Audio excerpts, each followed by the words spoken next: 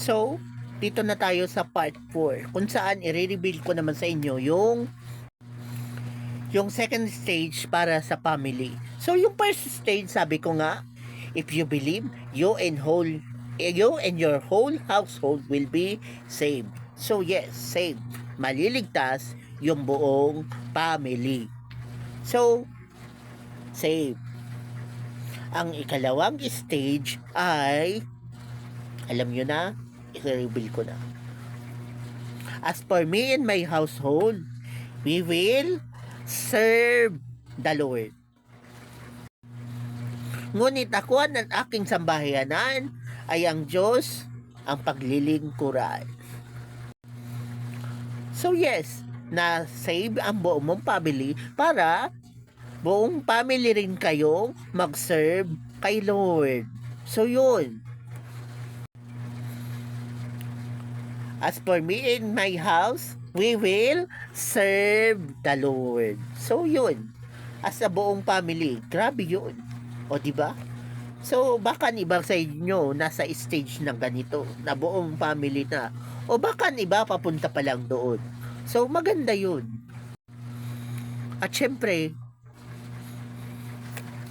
dahil nasa ministry na kayo, kayong buong family ay nasa ministry na, meron kayong tinatawag na area of ministry.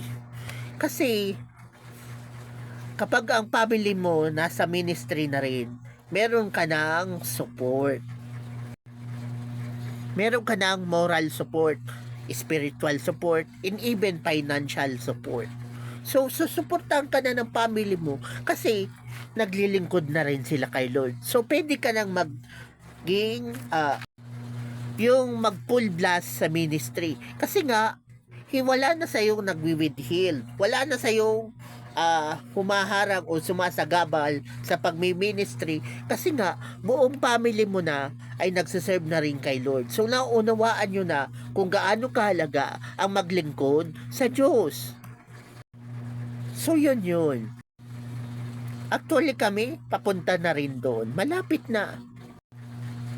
So, ang sabi nga dito, asa na yun? Balikan natin. And ye shall be witness unto me, both in Jerusalem and all Judea. So, Judea. So, alam mo yan, na Judea na yan. Yan na Judea na yan, yan ay yung circle of friends mo, yan yung tinatawag na sphere of influence mo, sila yung tinatawag na inner circle mo, or mga kapitbahay mo, or kabarangay mo, or katropa mo, or mga barkada mo. So sila yung Judea. At pwede rin mga malalayong relatives. So Judea ang tinutukoy natin dito, yung Judea, yung mga nasa paligid mo na yun na nga na hindi mo kalaban. And yes, kailangan din natin silang ma-reach out. So alam niyo ba na kahit pa gaano kabait ng best friend mo or ng barkada mo, so kailangan pa rin nila ang Panginoong Jesus. Kahit pa siya ang pinaka-generous, kahit pa siya ang pinakamabait, kahit siya pa ang pinakamagalang, again, ipakilala mo sa kanila ang Panginoong Jesus. Kasi, kahit gaano nila kabait, ka-generous o kagalang, or ka-gentleman, or sila yung mga barkada mong supportive sa'yo, again, kailangan ipakilala mo pa rin sa kanila ang Panginoong Jesus. Kasi, alam nyo, nasa word pa rin kasi tayo. Kailangan natin ang Panginoong Jesus. Jesus is the only way, the truth, and the life. No one comes to the Father except through Him. Diba? Walang ibang daan papunta sa Panginoong Jesus. So, iba kasi ang tinuturo ng tradisyon at kultura. So, at iba rin, may mga ibang doktrina na iba rin ang tinuturo. Pero dapat maunawaan natin na yung mga nasa inner circle natin, yung mga close friends natin, relatives, kailangan kilala nila ang Panginoong Jesus. And, syempre, ang una natin gagawin yan ay una, pwede natin silang i-invite muna sa cell group. Kahit hindi muna sa church. Sa cell group muna.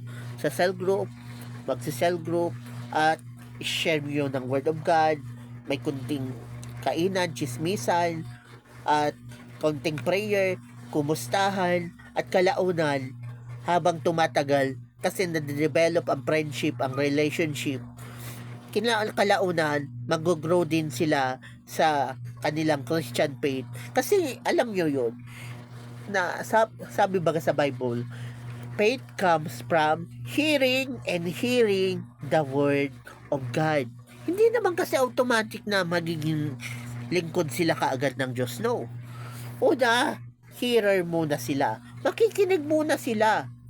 Ikalawa, yung pinapakinggan nila tungkol sa Panginoong Hesus, magiging silang listener. So, pag listener kasi, inuunawa nila kung tama na o mali yung kanilang napapakinggan. So, nag-iimbestiga na sila. So, hearer, listener, at sunod, doer na. So, napakinggan nila, naalaman nilang tama. Ngayon, gagawin na rin nila. Nagkaroon na sila ng conviction. At kalaunan, magiging na rin silang follower of Christ. O, di ba? Yun eh. Kailangan nila marinig muna yung Word of God. At syempre, bahala na ang Holy Spirit mag-empower sa'yo.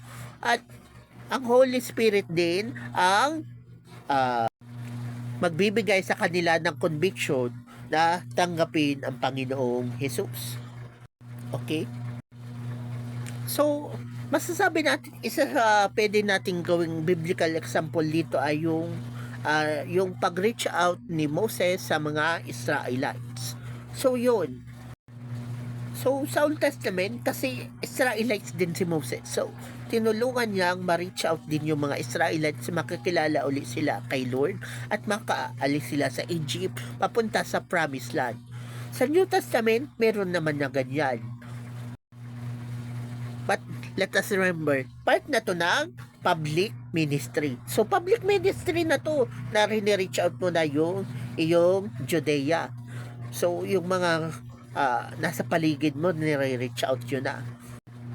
So, ang example niyan sa Old Testament ay yung si Jesus baga nagpapakain nung isda at ng tinapay dun sa mga tao na inoffer ng bata. Basta isda tapos tinapay. Alam natin yung story na yun na may pinakain na 5,000. So, yun na aware kayo nung sa story ng dalawang tinapay, dalawang isda, 5 tinapay. So yun na nare-reach out na ni Jesus yung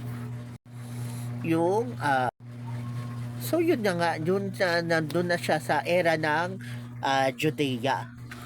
So ganun na i-demonstrate ni Jesus kung paano pag-reach out sa ating Judea. So may nare-reach out na multitudes.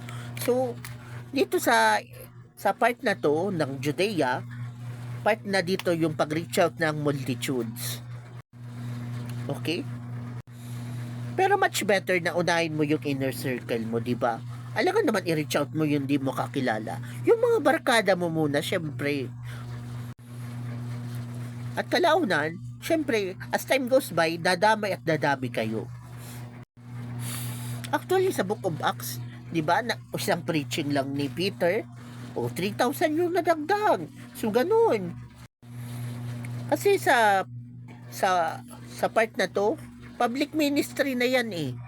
So, ini-empower ka naman dyan ng Holy Spirit at yun nga na sabi ni Lord, at I will be with you until the very end.